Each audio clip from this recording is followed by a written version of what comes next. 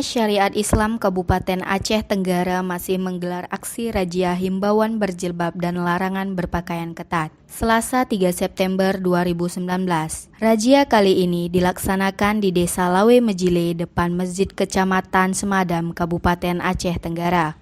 Aksi razia dimulai pukul 8.30 waktu Indonesia bagian Barat sampai dengan selesai. Menurut hasil pantauan kami, masih tampak masyarakat yang melanggar peraturan Kanun Aceh nomor 11 tahun 2002 tentang setiap orang Islam wajib menggunakan busana Islam. Pada pasal 13 ayat 1 dan wajib membudayakan busana Islami. Di sana terlihat masih tampak masyarakat yang berpakaian tidak Islami. Kutacani, Kabupaten Aceh Tenggara, Tim TV Agara melaporkan.